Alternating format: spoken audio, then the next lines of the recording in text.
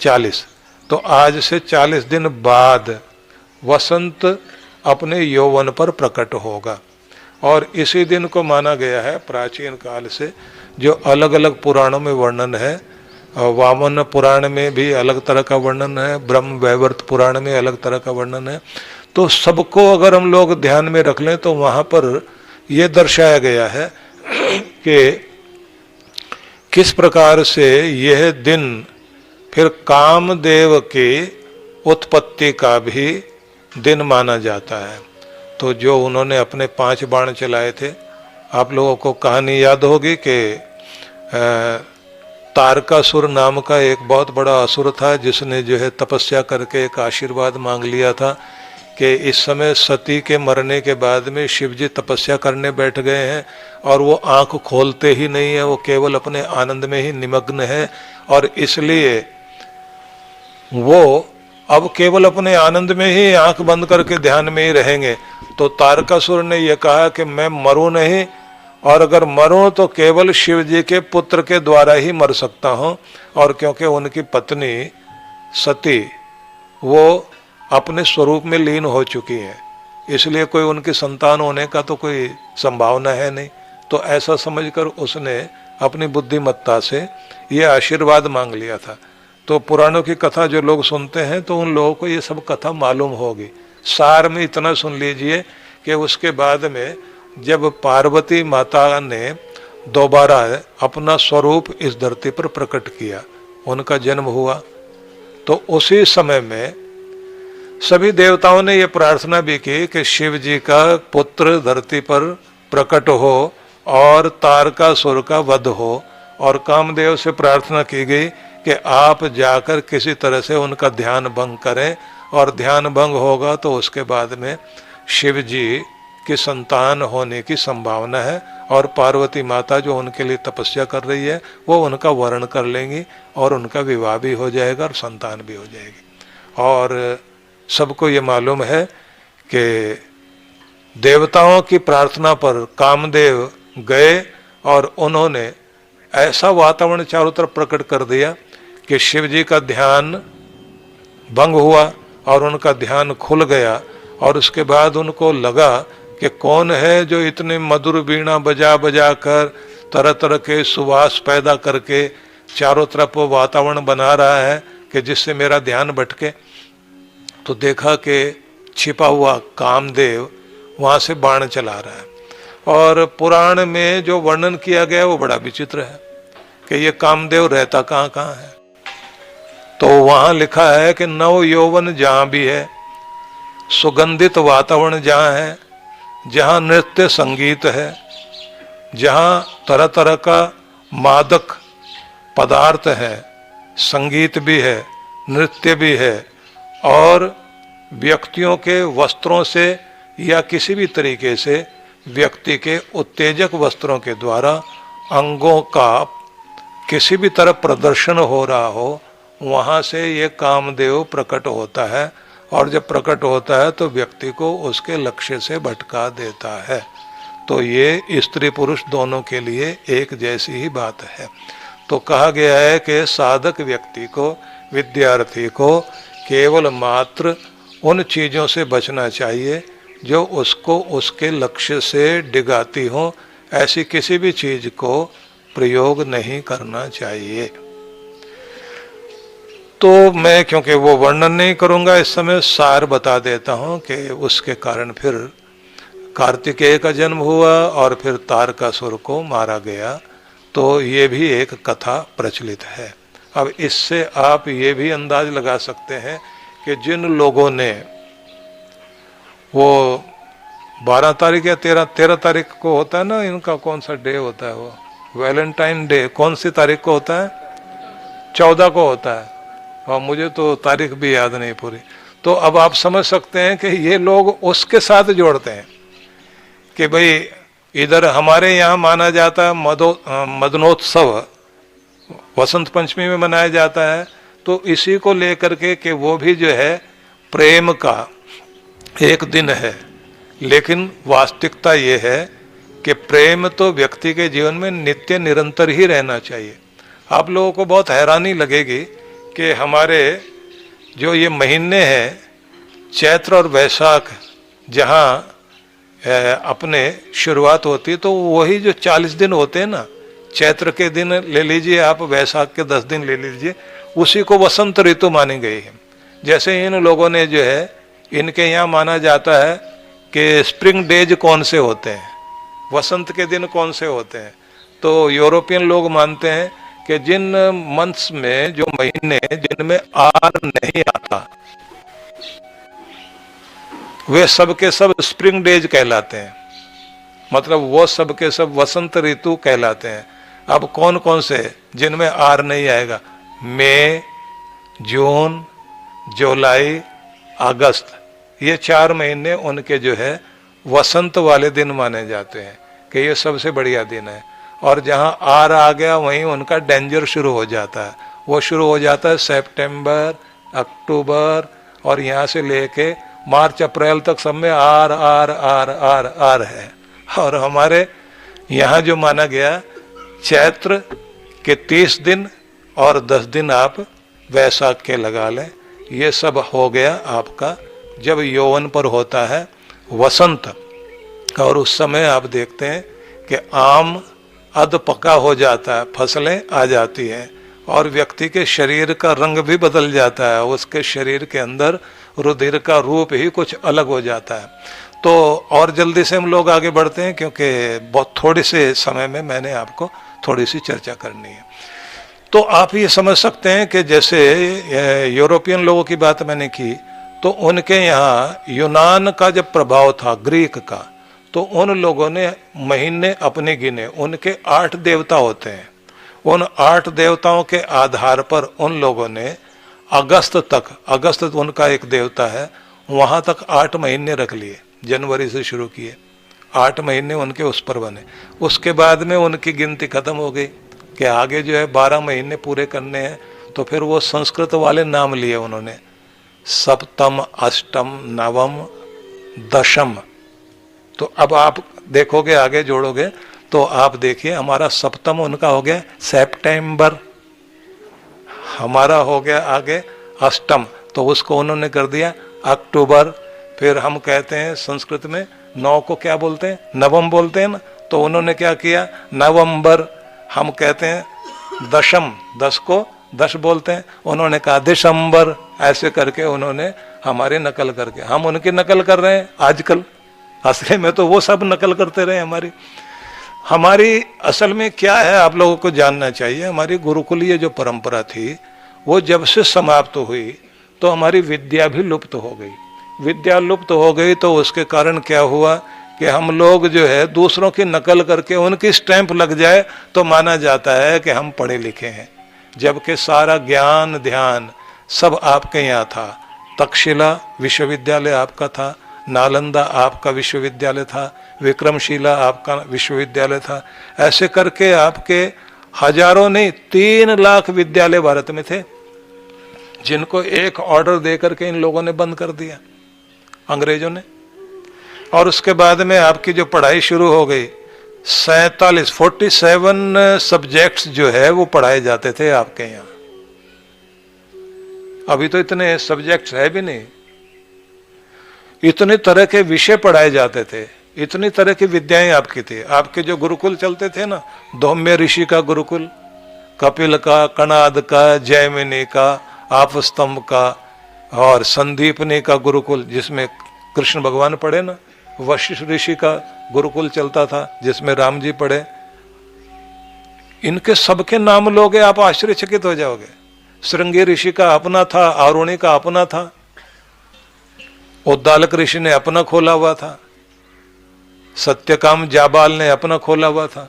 इनके इतने सारे ऋषि मुनि थे, उनके अपने गुरुकुल थे। उन गुरुकुलों में भारत की विद्या बढ़ी। और इन लोगों ने कितना कितना, भारद्वाज ऋषि का जो गुरुकुल था, जो प्रयागराज है, वहां उन्होंने, प्रयाग का मतलब क्या? प्रह यागः, प्रकृष्टेन यागः इति प्रयाग। जो विशिष्ट यज्ञ होता है उसी को तो प्रयाग बोलते हैं। तो वहां जब खुदाई हुई तो 43 हाथ नीचे राख ही राख निकलती रही। भारद्वाज ऋषि का इतना बड़ा कोई यज्ञशाला वहां थी और उनका अपना गुरुकुल था। बाद में जो जिन लोगों ने राज किया भारत में आकर के, जो लुटेरे आए थे भारत में, उन्होंने उसको कहा इनका नाम बदलो यहाँ से, तो प्रयागराज का नाम बदल के उन्होंने कह दिया इलाहाबाद। आपके सारे नाम बदल दिए इन्होंने। तो आपकी जो संस्कृति थी वो गुरुकुल की संस्कृति थी, और गुरुकुल में जो संस्कृति थी तो यहाँ का जो विद्यार्थी पढ़ता था तो वो जब निकल कर जाता था तो पूरे विश्व में दिखाई देता था कि कोई पढ़कर आया है, तो रोशनी बिखेरता हुआ आया है, दुनिया को रोशनी दे रहा है, दुनिया के लिए दिशा दे रहा है। आज सबसे ज्यादा संस्कार और संस्कृति को बचाने के लिए अगर जरूरत है तो केवल मात्र गुरुकुलों की है। अगर आपको सुरक्षित रहना है, आप जरा सोच के देखिए, आज भी वे लोग जिनका राज नहीं रहा, 700 साल राज करने वाले यहाँ से चले गए, लेकिन उन्होंने, उनके जो लोग हैं उनका अनुकरण करने वाले लोग हर मस्जिद के साथ मदरसा बना रहे हैं। अंग्रेज यहाँ से चले गए, लेकिन उनके जाने के बाद भी उनके चर्च के साथ कॉन्वेंट स्कूल है। हमारे यहाँ इतने इतने बाबा लोग बैठे हुए हैं, आश्रमों के साथ में एक एक गुरुकुल होना चाहिए, तभी तो बचोगे आप। आपके देश में जितने जितने भी मंदिर हैं उन मंदिरों में संस्कार केंद्र होने चाहिए, तभी तो आपके संस्कार बचेंगे। नहीं तो आपके बच्चे तो जो है ओ जीसस ऐसे याद करते, ऐसे क्रॉस बनाते ना, मैरी क्रिसमस करते हैं ऐसे करके, और जो है वो क्रॉस बनाते हैं, क्या क्या करते हैं। मैं तो देखता हूँ, इसे देखते देखते बता रहा हूँ आपको क्या क्या करते हैं लोग। तो आप समझ लीजिए ये हमारी संस्कृति है क्या? यहाँ फैशन शो होगा या जो है कोई बच्चे जो है किसी तरह की कोई भी गतिविधि करते हैं, तो उसमें आप लोगों ने देखा हो ना, कोई सेंटा क्लॉज बन के आता है, कोई कुछ और बन करके आएगा, सब वहां का ही बनेगा। तो हमारे हनुमान जी बने ना, हमारे लक्ष्मण बने, हमारे राम बने, हमारे भीम बने, श्रवण कुमार बन करके कोई आए। वैसा अगर हमारा खेल भी होना चाहिए तो ऐसा होना चाहिए कि बच्चों को भी ये पता लगे कि सेंटा क्लॉज हमारा रिश्तेदार है क्या, हमें उसको क्यों अपनाना, हमारा उससे कोई लेना देना नहीं है। हमें अपनी संस्कृति की तरफ ध्यान देना चाहिए। आपका शिक्षक आपको पढ़ाता है, भारत में क्या सिखाया जाता है? भारत में सिखाया जाता है कि शिक्षक वो है जब वो अपने विद्यालय के द्वार खोलता है तो अपने बच्चे, पढ़ने वाले बच्चों के लिए जेल के दरवाजे बंद कर देता है और कहता है कि आज से तेरे लिए जेल का दरवाजा बंद है और तेरे लिए विद्या का द्वार खुल गया है, क्योंकि तुम्हें संस्कार दिए जाएंगे। जब वो अपने विद्यालय के द्वार खोलता है तो वो क्या कहता है? मैं तुम्हें निखारना चाहता हूं, मैं तुम्हें संवारना चाहता हूं, मैं तुम्हें सुधारना चाहता हूं। वाचम ते शुंधामि, चरित्रम ते शुंधामि, मैं तुम्हारे वाणी का शोधन करना चाहता हूं। दृष्टिम ते शुंधामि, मैं तुम्हारी दृष्टि बदल देना चाहता हूं, तुम्हारे देखने का ढंग बदल देना चाहता हूं। चरित्रम ते शुंधामि, मैं तुम्हारे चरित्र का नया रूप देना चाहता हूं कि तुम्हें देखने के बाद पता लगे कि इस व्यक्ति के अंदर भगवत्ता प्रवेश कर गई है, ये व्यक्ति एक डिवाइन मैन हो गया, दिव्य मनुष्य हो गया है, ये साधारण इंसान नहीं रह गया है। इसलिए आपके विद्यालय में पढ़ाने वाला शिक्षक क्या कहता है कि तुम गुणवान बनो, धनवान बनो, कुछ भी बनो, कितने भी शक्तिमान बन जाओ, लेकिन उससे पहले एक अच्छे इंसान जरूर बन जाना। ये भावना किसकी होती है? केवल आपके शिक्षक की होती है, क्योंकि वो आपको निखारना चाहता है। बाहर वाले लोग जो है उनका काम केवल इतना है, कोर्स पूरा करा दो, कहानी खत्म है। हमें किसी को सुधारने के लिए कोई भी कुछ करने की जरूरत नहीं। इसलिए उनके यहाँ विद्यालयों में छोटे छोटे बच्चे भी गन लेकर के आते हैं, अपने ही बच्चों को मार देते हैं। आपकी संस्कृति अपने आप में बहुत विशिष्ट संस्कृति है। इसलिए मैं ये निवेदन करना चाहता हूं कि तुम्हारे सफल होने पर जिसको प्रसन्नता होगी और तुम्हारे असफल होने पर जिसको दुख होगा वो केवल आपका शिक्षक हो सकता है। और ये भी एक बात याद रख लीजिए, कोई भी किसी को आज की दुनिया में यूज करके भूल जाता है। डॉक्टर से इलाज करा लोगे, आप डॉक्टर को भूल जाओगे, जिसने पढ़ाया है उससे पढ़ करके आप उसको भूल जाओगे, लेकिन जो आपको कभी नहीं भूलता और आपको हमेशा याद रखता है वो केवल आपका गुरु और आपका शिक्षक ही होता है। इसलिए उसके प्रति आपकी भावना क्या होनी चाहिए? आपकी भावना होनी चाहिए, ना हम भूलें ना भूलेंगे, तो मैं हमेशा याद रखेंगे। इसलिए परंपरा है कि शिक्षक के लिए कहा जाता है कि वो उस ऊंचाई पर बैठे जहां से वह अपने विद्यार्थियों को नीचे बैठा हुआ देख करके उनके सिर ब्रह्मरंध्र पर, माथे पर अपना विद्या का प्रभाव डाल सके। और विद्यार्थी को चाहिए कि वो गुरु के सामने कभी भी ऊंचा नहीं बैठे। तो ये परंपराएं थी हमारी। इसलिए मैं आपको ये कहना चाहूँगा, आज का दिन जहाँ विद्या प्राप्ति के लिए महत्वपूर्ण है, वहीं ऐतिहासिक पृष्ठभूमि को भी याद रखना है। ऐतिहासिक पृष्ठभूमि को याद रखेंगे तो त्रेता युग को याद कर लीजिए।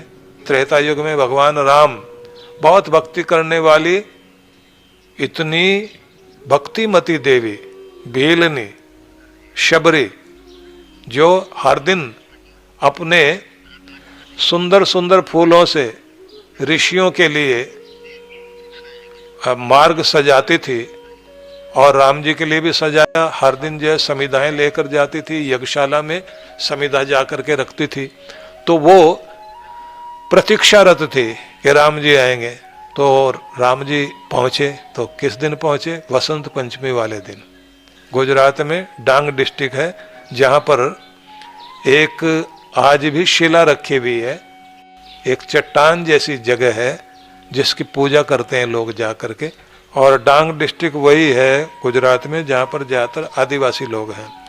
तो वहाँ कहा जाता है कि ये शिला है जिस पर राम जी आकर बैठे थे और जहाँ से उन्होंने बैठ करके शबरी के बेर खाए थे।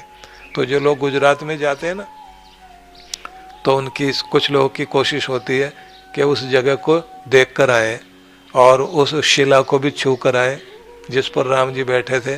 कि राम जी तो अपने स्वरूप में वापस चले गए, लेकिन शिला तो यहीं पड़ी हुई है। हालांकि ये धरती, इसी धरती पर राम जी चले थे, यही आसमान था, यही नदियां थी, वही सरयू नदी अभी भी है। राम जी तो अभी भी हम सबके रोम रोम में है। लेकिन लोगों का ध्यान होता है ना कि जिस जगह पर उन्होंने आकर के बैठे, जहाँ चरण रखे, उस भूमि में हम जाएं और उनका पूजन करें, आशीर्वाद लें। तो आज के दिन ही जहां ब्रह्म की चर्चा हम करें, वहीं क्षत्र की चर्चा भी करें। क्षात्र धर्म, क्षात्र धर्म क्या होता है? अन्याय को नहीं सहना। और ब्रह्म धर्म क्या है? अज्ञान को नष्ट करना है। और वैश्य धर्म क्या है? अभाव को नष्ट करना है।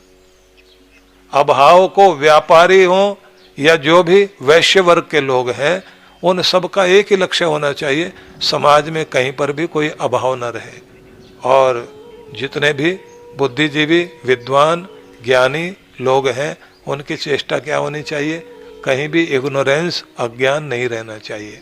और क्षत्रियों का क्या स्वभाव, लक्ष्य होना चाहिए? दुनिया में कहीं भी किसी के साथ अन्याय नहीं होना चाहिए। अन्याय के सामने जो लड़ने के लिए ताकत रखे, उसी को कहा जाता है ये छात्र धर्म का पालन करता है। और इसलिए हमारे यहाँ परंपरा है, एक दिन होता है जब आप अपनी पुस्तक से लेकर अपनी लेखनी, अपने अन्य चीज़ों का पूजन करते हैं, तो वसंत पंचमी है। और इसी तरह से गुरु के पूजन का दिन है, और एक शस्त्र पूजन का दिन है। एक दिन वो है जब वो लोग जो है अपनी तराजू से लेकर के और तराजू के बट्टे बट्टे तक भी जो है उनका पूजन करते हैं, बही खाते का पूजन करते हैं। तो वो दीपावली वाले दिन करते हैं। तो सबके मन में ये होता है अलग अलग अवसर आएंगे। तो आज विद्यार्थियों के लिए भी है और आज उन सब बुद्धिजीवियों के लिए दिन है जो लोग चाहते हैं कि बुद्धि ही सबसे बड़ी शक्ति होती है। तो अपनी बुद्धिमत्ता को जागृत करने के लिए सरस्वती माता का आशीर्वाद लेने का दिन आज है। लेकिन छात्र धर्म के रूप में आज उस दिन को भी याद कर लीजिए जब इस देश का दुर्भाग्य था कि एक जयचंद जैसे व्यक्ति के द्वारा पृथ्वीराज चौहान, दिल्ली के वो सम्राट जिसके बाद भारत गुलामी की जंजीरों में बनता चला गया, तो उनको कैद करके गजनी में लेकर के गया शहाबुद्दीन गौरी और उनकी आंखें फोड़ दी। लेकिन चंद्रबरदाई के साथ से पृथ्वीराज चौहान ने अपने छात्र धर्म का पालन करते हुए शब्द भेदी बाण चला करके और उस शहाबुद्दीन गौरी को उसके गर्दन में तीर लग करके मुंह से निकला था। इतना तेजी से बाण चलाया था और ये दिखाया था कि भारत का शेर पिंजरे में बंद करके ले गए, आंखें फोड़ दी तुमने, लेकिन ब्रह्म शक्ति के साथ में हम क्षत्र को भी या क्षात्र धर्म का पालन भी करना जानते हैं। तो क्षत्रिय होने का सबूत उन्होंने दिया था और ऐसा तीर चलाया अंधे होकर भी कि शहाबुद्दीन गौरी को कितनी ऊंचाई पे बैठा हुआ था वो वहीं से गिरा दिया था। तो वो दिन भी वसंत पंचमी वाला दिन था।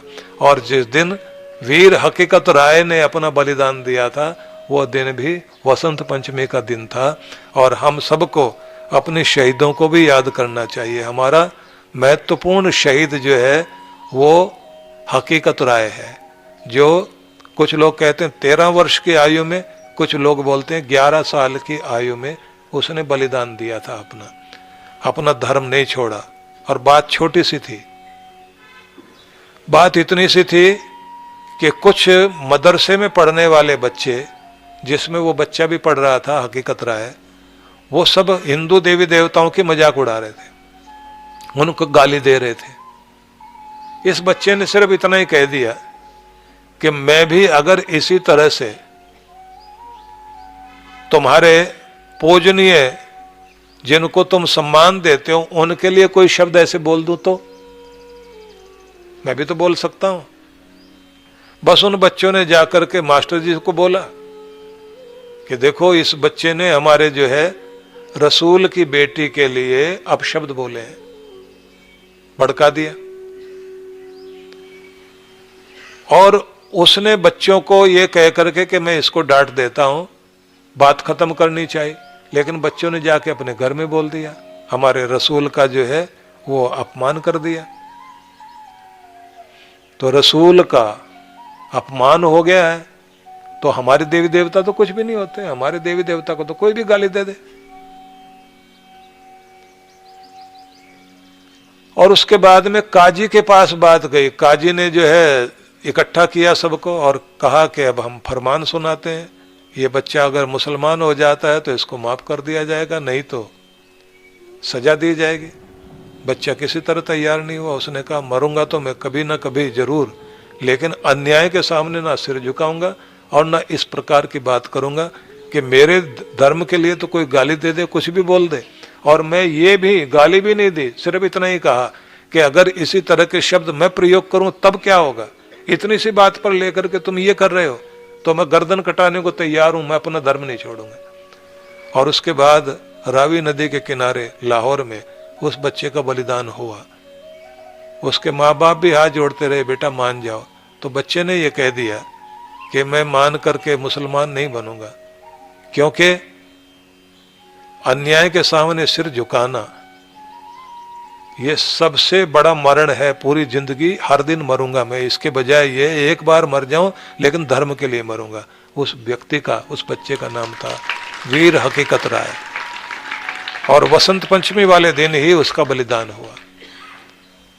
लेकिन आप सोचिए आज तक भी वही चीजें चली आ रही कि हमारे धर्म के लिए कोई भी मजाक उड़ा देता है, गालियां देता है, कुछ भी बोल देता है। तो इतने कमजोर क्यों हैं हम लोग? अपने धर्म के प्रति क्यों नहीं हम एक होते? और बड़ी अजीब बात तो यह है कि हमें विधर्मियों से तो बाद में लड़ना, हिंदुओं को तो पहले हिंदुओं से लड़ना पड़ता है। इनको समझाना सिखाना आसान बात है, यही नहीं समझने को तैयार होते। इनके दिमागों में इतना कुछ भर दिया गया है, ये अपने धर्म के प्रति, अपने हिंदू होने के प्रति ये गर्व कर ही नहीं पाते। ये अभी भी जो है वेस्टर्न कल्चर के पीछे घूम रहे हैं। तो इसलिए मैं कहूँगा कि आज के दिन को इस रूप में जरूर याद कर लीजिए। और खास बात यही, आपकी संस्कृति केवल गुरुकुल से बच सकती है। अपने गुरुकुलों की तरफ ध्यान दें। इसलिए मैंने पूरे भारत में 10 गुरुकुल खोलने का संकल्प लिया है। इसमें सबको लगना पड़ेगा। इसलिए अब वो पंक्तियां और वो सारी चीजें बार बार दोहराना पड़ेगा कि हिंदू बचेगा कब, गुरुकुल बनेगा जब। इसलिए गुरुकुल ही हमारी पहचान है। तो अपने गुरुकुलों को बनाइए, गुरुकुलों के लिए कार्य कीजिए। और जो गुरुकुल चला रहे हैं तो इनको आप लोग जितना हो सके योगदान दें। और जो ये बच्चे यहाँ तैयार हो रहे हैं, आप लोगों को पता होना चाहिए कि हमारे गुरुकुल में 3 तरह के बच्चे तैयार हो रहे हैं। एक वो जो उपदेशक बनने वाले हैं, एक वो जो कर्मकांडी विद्वान पुजारी बन करके मंदिरों में घर घर के अंदर संस्कार पैदा करने का कार्य करेंगे। तीसरे तरह के वो बच्चे हैं जो किसी अलग फील्ड में जा करके अपना जीवन यापन करेंगे, लेकिन साथ साथ में समाज को दिशा देने का काम भी करेंगे। इसी के साथ में हमारी चौथी चीज और भी शुरू हो रही है कि कुछ बच्चे वो भी हैं जो योगाचार्य बन करके आरोग्य प्रदान करते हुए समाज को अच्छे संस्कार देने का कार्य करेंगे। तो अनेक अनेक तरह से हम लोग जो है यहाँ परंपराएं प्रारंभ कर रहे हैं। और हमारे विद्यार्थी साधारण विद्यार्थी नहीं है, ये आप देखें अलग अलग विषयों में निष्णात हैं। और कहीं भी प्रतियोगिता होती है, किसी भी कंपटीशन में जाते हैं तो वहाँ दूसरों को हरा के आते हैं। और अगर इनके चेहरे भी आप लोग देख लें तो दूसरे बच्चों का देख लीजिए जिनको आप बहुत कुछ अच्छा कुछ खिलाते पिलाते हैं, उनसे पंजा लड़वा के दिखवा लेना। हमारा बच्चा जो है ये तो शुरू में इनको बोलना पड़ा हम लोगों को, जब कभी कोई बीमार हो जाता है तो जाके वहाँ इंजेक्शन लगवाते हैं ना, तो ये बाँह अकड़ा के कहते हैं लगा। अब उसके 3 बार तो इन्होंने जो है डॉक्टर की सुई मोड़ दी वहाँ जाके। इनको फिर समझाना पड़ा, भैया इंजेक्शन लगवाना है तो अपनी बाँह को ढीला छोड़ो, क्यों वहाँ पहलवानी थोड़े दिखानी है। तो आपके बच्चे कोई साधारण बच्चे नहीं है। शक्ति से, भक्ति से, युक्ति से, सब तरह से, विद्या से भी, बुद्धि से भी, कौशल से भी निष्णात हो रहे हैं। और ये देश का, धर्म का, सबका गौरव बढ़ाने वाले बच्चे हैं। इसलिए अपने गुरुकुल के लिए सबको ज्यादा से ज्यादा योगदान देना चाहिए कि एक एक बच्चे के लिए और एक एक यहाँ के किसी भी तरह की आवश्यकता पड़े, पुस्तकों की जरूरत पड़े, कोई पढ़ाने के लिए धन देने की जरूरत पड़े, अन्नदान सबसे बड़ा दान माना जाता है, तो किसी भी तरह के कार्य के लिए हमें सबको आगे आना चाहिए। और नियम बना लें, मासिक सहयोग हमारी तरफ से जरूर जाएगा। तो सबको अपनी तरफ से निश्चय करना चाहिए। और आप लोग सुन रहे हैं, अच्छा लग रहा है आपको, लेकिन ऐसे बैठे हिलना डुलना नहीं, बिल्कुल मूर्ति बने बैठे हैं। एक बार कम से कम ये तो बता दें कि आप लोग तैयार हैं या नहीं। इन बच्चों के लिए, गुरुकुलों के लिए पहले तो बताइए, गुरुकुल होने चाहिए, बनने चाहिए नहीं? हाथ, दोनों हाथ ऊपर खड़े करके बताओ, बनने चाहिए? 10 गुरुकुलों की स्थापना होनी चाहिए। हमारे सभी मंदिरों के अंदर संस्कार केंद्र बनने चाहिए नहीं? बनने चाहिए। और इन गुरुकुलों के लिए और संस्कार केंद्रों के लिए सहयोग भी मिलना चाहिए। कौन कौन देने को तैयार? अब हाथ खड़ा करना। हाँ, सब साथ देने को तैयार हैं? एक बार दोबारा से हाथ खड़ा करो। अब भगवान सामने, सरस्वती माता सामने, बुद्धि फेर देगी। क्योंकि जब रावण की बुद्धि फेरी थी, विनाश हो गया उसका, और जिनको सुबुद्धि दी थी उनका कल्याण हो